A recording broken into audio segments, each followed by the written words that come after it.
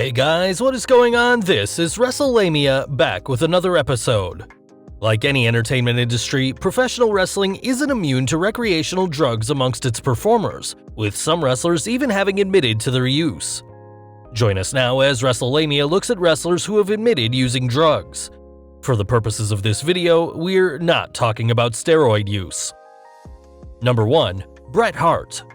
Bret Hart wasn't a big pill popper, but he did enjoy relaxing like many of his colleagues, in his case, indulging in marijuana. Don't take our word for it, just check these comments out from the Excellence of Execution's memoir, Hitman. Smith found some marijuana which helped our dysentery, and some buddies I called Cheech and Chong had given me a giant baggie filled with Mexican dirtweed. For Hart, marijuana seemed preferable to alcohol, so when Vince McMahon announced the WWF was testing for marijuana, I handed a big fat joint to Owen and explained that it was probably the last time we'd be able to smoke pot for a while. Owen, so straight-laced most of the time, let his hair down and we both took a few hits. Number 2. Hulk Hogan. In his second autobiography, My Life Outside the Ring, Hulk Hogan is upfront about his past drug use, recalling how the thing that's most memorable about partying in the late 70s and early 80s was the cocaine. It first showed up in my personal circles about halfway through my run in Minnesota, right around when Linda and I started dating. At first I didn't know what the it was, but everybody tried it too. I didn't know what it was supposed to do. It didn't seem to have that big an effect on me. Hogan goes on to talk about how cocaine became so prevalent during the 80s, but that I never did large amounts of this stuff, and the most I probably hit it was 4 days a week. If it was there, it was there. If it wasn't, I didn't care. Nonetheless, Hogan found it difficult to stop using the drug. That is, until his brother Alan borrowed money from him, claiming he was desperately behind on bills. Not long after, Hogan learned his brother had purchased money for drugs and was found dead in a hotel room after overdosing. Hogan claims he stopped using cocaine after this tragedy. Number 3. Roddy Piper. Roddy Piper admitted his drug use during an interview with Real Sports' Armin Ketchian, explaining the lifestyle that made it tempting for him and other wrestlers to fall prey to abusing drugs. You bring cocaine into the picture. There's my buddies, I'll have some drinks, and then you say, holy cow, it's 4 a.m., what time's your plane? 7? What time do you need to get up? 5:30? Do a line of cocaine, get on the plane. Then it's time to fight. No downers there, let's go. But it's nice to have a little painkiller in you as you go in, or a lot, and now you come to the ring. Asked if he lived like that for 20 years, Piper wiped his face and said, non-stop. Although this story isn't one of a wrestler admitting their drug use, it's so outrageous it needs to be told. In his autobiography, To Be the Man, Nature Boy Ric Flair recalls a match in the Dominican Republic that got so out of control that Flair asked that good friend Roddy Piper accompany him for the subsequent rematch.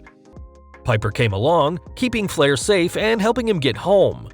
Flair recalls the payout he and Piper got for their match. For my effort, I was paid $5,000. Piper got $500 and a spittoon full of cocaine. Now I was laughing out loud, watching Roddy shovel that shit up his nose, like Al Pacino in Scarface. Number 4. Jake Roberts.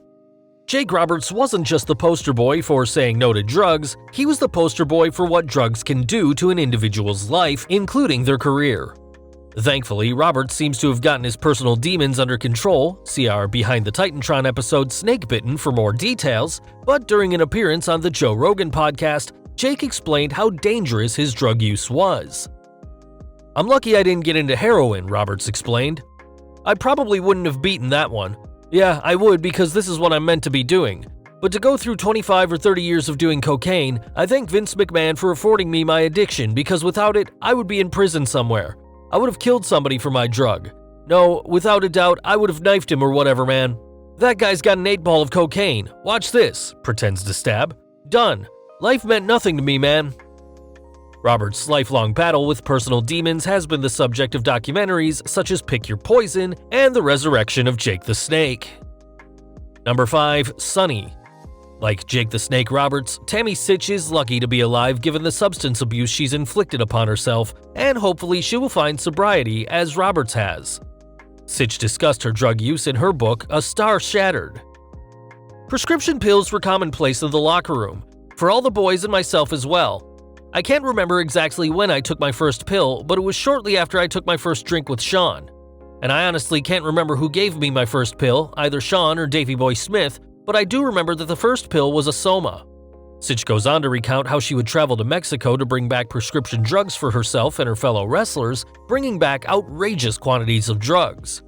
On one trip, she remembers carrying a bag with 1,000 Vicodin, 1,000 Percocet, 3,000 Somas, 2,000 Xanax, 2,000 Valium, 500 Rohypnol, testosterone preloaded syringes, vials of Winstall, and clenbuterol tabs. Number 6. Shawn Michaels.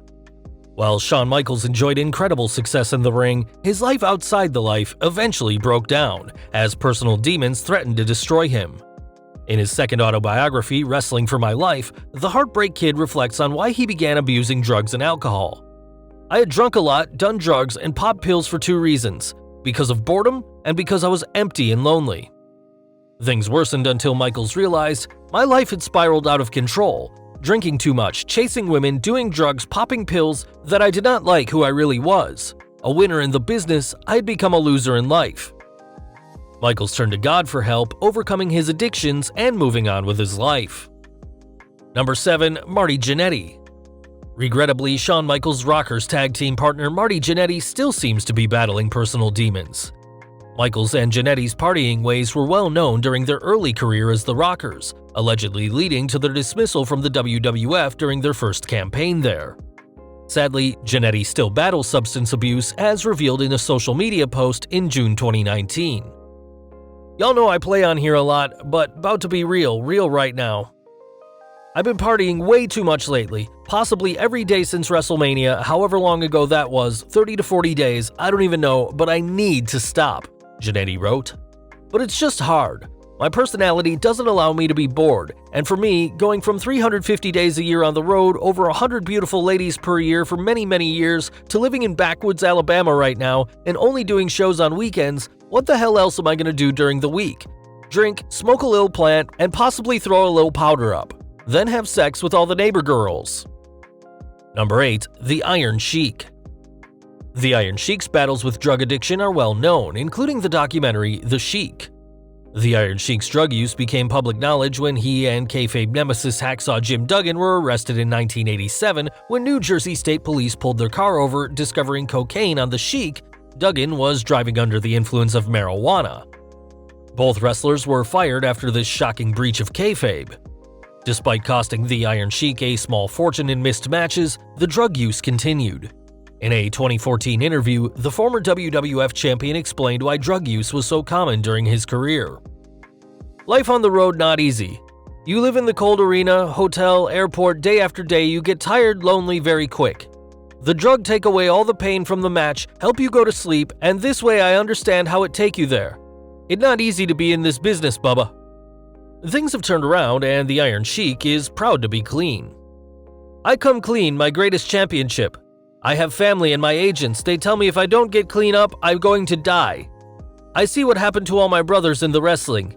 This way I want to do my best to make everybody know I am champion of everything I do. I'm very proud I drug free. Number 9. William Regal. William Regal, considered by many to be one of the finest in-ring technicians in the modern age, yet trapped in the pit of personal addiction. In his memoir, Walking a Golden Mile, Regal remembers his drugs of choice. An old friend who sorted me out with my 3 favorite drugs. He gave me 500 Valium, some Hypnoval, which knocks you out completely, and a load of Nubane. That's an opiate. Over the next 2 weeks, I took Valium every day, enough to put half a dozen monkeys to sleep. By day, I ingested Nubane. By night, I shot Hypnoval into myself, passing out for a couple of hours, and shooting more whenever I woke up throughout the night until I'd had enough. I couldn't even consider getting out of bed in the morning until I swallowed Valium. Thankfully, Regal was able to conquer his addictions and currently serves as NXT's Storyline General Manager. Number 10. Matt Hardy. Although Jeff Hardy's battles with booze and drugs continues to plague him, brother Matt battled substance abuse as well, opening up about it on the WWE 24 documentary detailing Jeff and Matt's careers. During an appearance on Lillian Garcia's podcast, Hardy gave words of encouragement for those battling personal demons. The biggest thing that I can say to all the people is that if you can hang in there and keep your chin up and keep it going in a positive direction, it will always get better, he said. You have to want it. You have to want to get better and want to be in a better place. You can always come back. Every day is a new day, and it's a new day to make you change as a person. Well guys, there you have it, 10 wrestlers who admitted using recreational drugs. This list is by no means exhaustive, so let us know if you'd like to see another video like this. Do any of these names surprise you? Be sure to leave your comments, and don't forget to subscribe to our channel, follow us on Instagram and Twitter, and I'll see you next time for some more wrestling content.